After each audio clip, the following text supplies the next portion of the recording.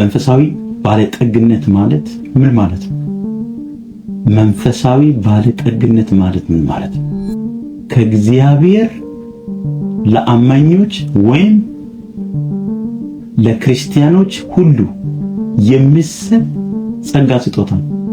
መንፈሳዊ ባለጠግነት ማለት ከእግዚአብሔር ዘንድ አንድ ግለሰብ ጌታ ኢየሱስ ክርስቶስን የግል አዳኝ አድርጎ በተቀበለለት ለታ በዚያ ቀን የተሰጠ የተቀበልን በውስጣችን የማይወሰድ ለዘላለም አብሮ የሚኖር በእሳት ውስጥ ብንገባ አብሮ በእሳት ውስጥ የሚገኝ በውሃ ውስጥ ብንገባ አብሮ በውሃ ውስጥ የሚገኝ በሆስፒታል ውስጥ ብንገባ አብሮ በሆስፒታል ውስጥ የሚገኝ ጠላት ቢከበን ያ ጸጋ ጥሎ የማይሄድ ማለት ነው።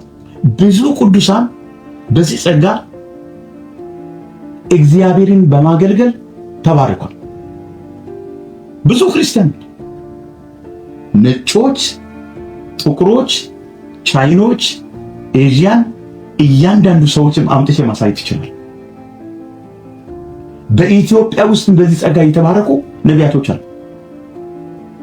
በዚህ ጸጋ የተባረኩ ኢንክሉዲንግ ሚ ተባርኬበታል። ኢንክሉዲንግ ዩ እኛ ሁላችንም በዚህ በቅዱሱ ጸጋ እግዚአብሔርን ለማገልገል የተቀባን ሰዎች ነን። የተጠራን ሰዎች ነን። የተሾመን ሰዎች ነን። ባለስልጣናት ነን። ኃያላን ነን። አንቺ ኃያል ነሽ። አንቺ ኃያል ሴት። አስቴር ኃያል የሆነችው በዚህ ነው። ሙሴ ኃያል ሰው ሆኖ በፋርዖን ፊት ሳይፈራ ሳይደነግጥ ሲያገለግል የነበረው በዚህ ጸጋ ነው። እነ ሐዋርያው ጳውሎስ በጸድቅ እነ ሐዋርያው ጴጥሮስ በቅና ተአምራትን ሲሰሩ የነበሩት በዚህ ጸጋ ነው። ይህ ጸጋ በተለያዩ መንገድ ለቤተ ክርስቲያን ተሰጥቷል።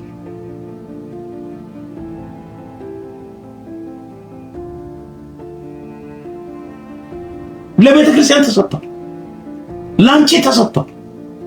ለኔ ተሰጥቷል።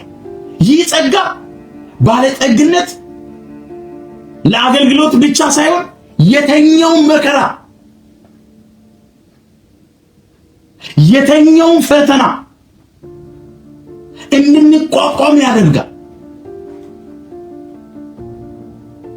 ይሄ እውነት ለባለጠግነት ብቻ አይደል፣ ወርቅ ብቻ እንድንበዘብዝ አይደል፣ ዶላር ብቻ እንድንበዘብዝ አይደል፣ ጨለማ ውስጥ የተቀመጠውን በረከት እንድንበዘብዝ ብቻ አይደለም፣ ለአገልግሎት ብቻ አይደለም፣ ለማስተማር ብቻ አይደለም፣ ለመኖር ብቻ አይደለም፣ እጅን በአፍ ብቻ አይደለም፣ ቤት ኪራይ ለመክፈል ብቻ አይደለም፣ ልጆቻችሁን ትምህርት ቤት ሴንድ አድርጋችሁ እንድታስተምሩ ብቻ አይደለም። ማንኛውም መከራ፣ ማንኛውም ስደት፣ ማንኛውም ጠላት፣ ስም የሰጠው በሽታ፣ ስም ያልተሰጠው በሽታ፣ ዶክተር ያለው ነገር፣ ሳይንስቶች ያለው ነገር፣ ሁሉ ነገር መፍታት የምችል ማየት የምንችል ማንኛውም ነገር እንድንቋቋም ማድረግ የምችል አልከፈልሽም። ለዚህ ጸጋ አልከፈልኩም። አንተ እኔ ቤተ ክርስቲያን ነቢያቶች፣ ሐዋርያቶች፣ ፓስተሮች፣ ባለራዕዮች አልከፈሉበትም።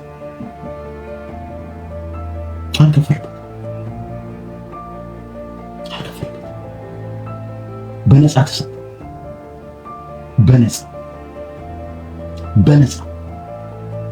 በነፃ ሹመት፣ በነፃ ስልጣን፣ በነፃ ጸጋው፣ በነፃ በሽተኞችን፣ እውራንን፣ ጉንድሾችን የምንፈታበት ለማንኛውም ችግር ምላሽ የምንሰጥበት ለማንኛውም ችግር፣ ለማንኛውም መከራ፣ ለማንኛውም በሽታ ምላሽ የምንሰጥበት ጸጋ ነው። ይሄ ጸጋ በደንብ ስሙ።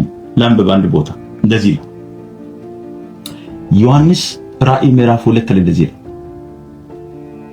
መንፈስ ለአብያተ ክርስቲያናት የሚለውን ጆሮ ያለው ይስማ።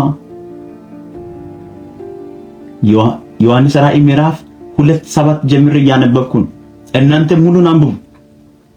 መንፈስ ለአብያተ ክርስቲያናት የሚለው ጆሮ ያለው ይስማ። ድል ለነሳው በእግዚአብሔር ገነት ካለው ከሕይወት ዛፍ እንድንበላ እሰጠዋለሁ። 8 ላይ በሰምሬኔስ ወዳለው ወደ ቤተ ክርስቲያን መልአክ እንዲህ ብሎ ጻፍ። ሞቶ የነበረው ሕያው የሆነው ፊተኛው መጨረሻው እንዲህ ይላል፣ አልፋ ኦሜጋ፣ የመጀመሪያ መጨረሻ፣ ሞት ሊይዘው ያልቻለው እንደዚህ ይላል 9 ላይ መከራን ድህነትን አውቃለሁ፣ ነገር ግን ባለጠጋ ነህ።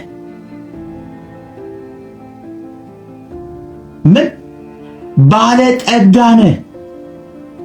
የሰይጣንንም ማህበር ናቸው እንጂ አይሁድ ሳይሆኑ አይሁድ ነን የሚሉት የሚሳደቡትን ስድብ አውቃለሁ። 10 ላይ ልትቀበለው ያለን መከራ አትፍራ፣ እነሆ እንድትፈተኑ ዲያብሎስ ከእናንተ አንዳንዶቻችሁን በወህኒ ሊያገባችሁ አለ። 10 ቀንም መከራን ትቀበላላችሁ። እስከ ሞት ድረስ የታመንክ ሁን፣ የሕይወትንም አክሊል እሰጣለሁ። በደንብ ስሙ። መጨረሻ እንደዚህ ይላል 11 ላይ መጨረሻ መንፈስ ለአብያተ ክርስቲያን የሚለው ጆሮ ያለው ይስማ። ድል ለነሳው በሁለተኛው ሞት አይጎዳም። እዚህ ቃል ውስጥ በምድር ላይ ትልቁ ባለጠግነት መንፈሳዊነት መሆኑ።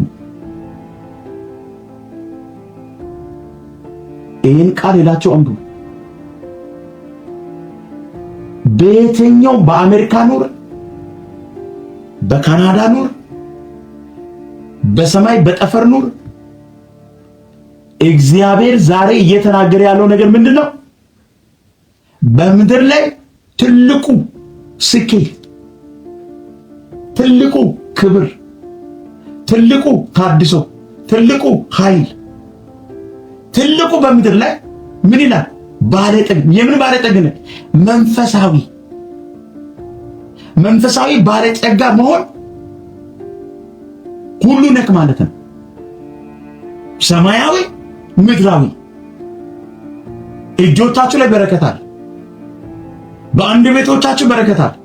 ለዚህ ነው ዮሐንስ ራእይ ምዕራፍ 2 ላይ መንፈስ ለአብያተ ክርስቲያናት የሚለውን ጆሮ ያለው ይስማ።